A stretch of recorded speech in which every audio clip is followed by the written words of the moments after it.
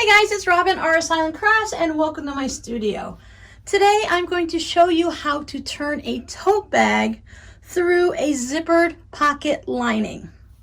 In a previous tutorial, I did show how to put a zippered pocket lining into a tote bag or an other project. You could put it in clothing or other types of bags.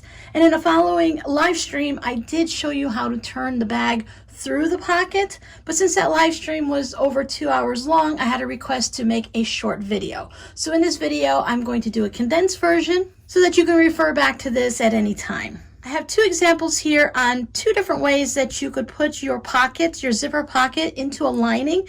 Now there may be other ways, of course, but these are the two ways I'm going to show you today. This one has the full pocket here that when you fold it up, you will create your pocket this way. And this one, in case you don't have enough fabric to do that or you want to use two different fabrics, I have two separate pieces that I'm going to sew together to create this lining. Now for this one, just fold it up and I'm going to sew around it. And as you see that this is going to sew up everything here and there's not going to be any opening, but I'm going to show you how to fix that. If you want to do it with the two separate fabrics, we're going to sew all the way around, but this time we're going to leave an opening down here that's going to be large enough so that we can turn our tote bag through it. I like to sew maybe a couple inches in from either of the sides because it's going to vary on what size your pocket is based on your bag and such like that. Sometimes we have a smaller bag, so we'll have a smaller pocket. I just give myself enough room. We're not boxing the corners on the pocket or anything like that. So you just want to leave enough room, or you can just not sew the bottom whatsoever. I like to have a little bit there so when I go to close the hole up, it's easier for me to line everything up nice and straight.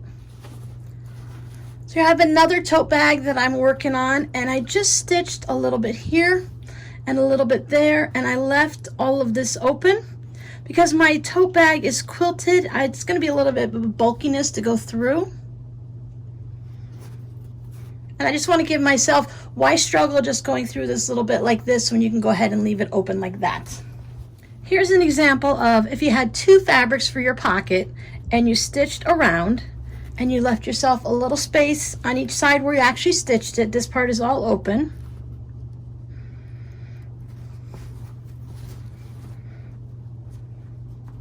So that's going to give us plenty of room to turn our tote bag through it.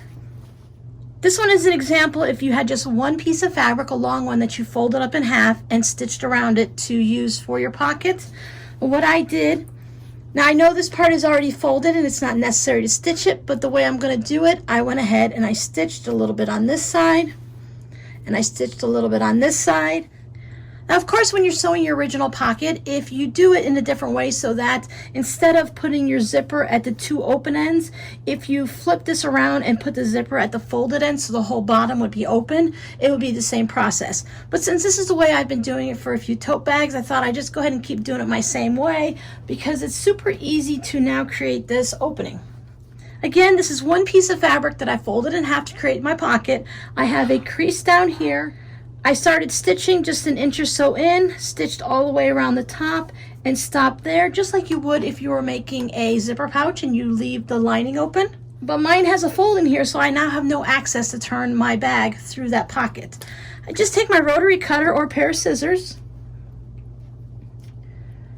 and I take the tiniest little bit of a cut right off of the bottom and just slice that little bit off.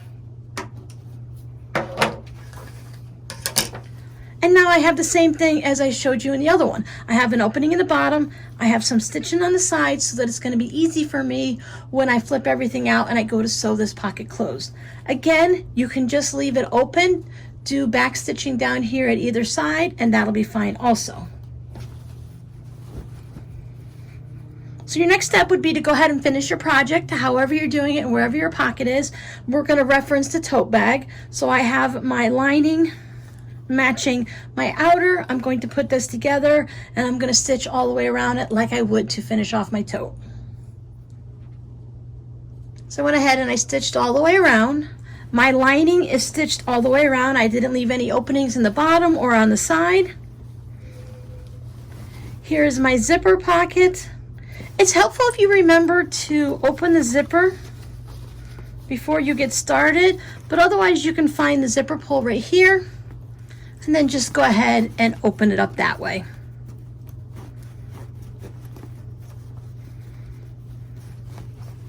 I'm just taking my fingers here and pulling the zipper that way while I hold the zipper tab this way. Then once you can reach in, of course, you can just open it up all the way. Then you put your hand in, pull your tote out. See, this is why we left that nice large spot there, so it makes it easy for us to pull this out.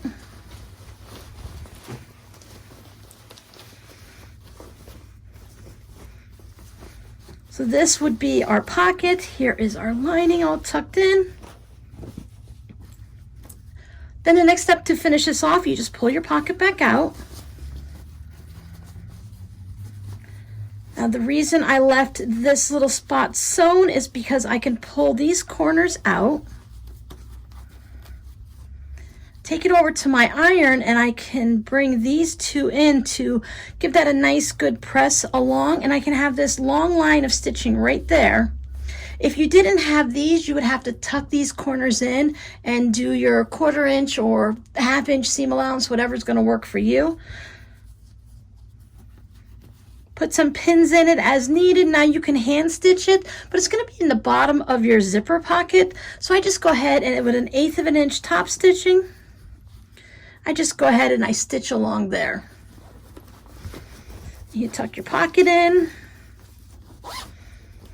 do all your finishing touches on your bag, and you'll have yourself a nice simple tote bag. And when you look on the inside, you won't see any of those weird bumps down here where you have to worry about matching it, either stitching it by hand or this. Most of us will go ahead and just machine stitch it, so you get that weird lump at the bottom. You can match your thread and everything. Some people try to put it on the side to hide it, but it's really easy to notice that on the side. Now doing it on the bottom, of course, it's great because once you start putting things in, you don't see it. So I'm going to go ahead and finish up my totes. I have 3 of them like this to make. Check down below in the description box for the previous videos to see how to actually put in your zipper pocket. And I'll also link to the live stream if you want to just see the long version of me actually doing all of the sewing. And there's a bunch of chit chat too, of course. So thanks for hanging out with me. Your code word for today is going to be repeat, because I'm repeating a tutorial that I just showed you last week in a nice little condensed version, so it's easy to find whenever you need it 6 months or a year from now. So thanks for hanging out with me, and I'll see you guys in the next video. Bye.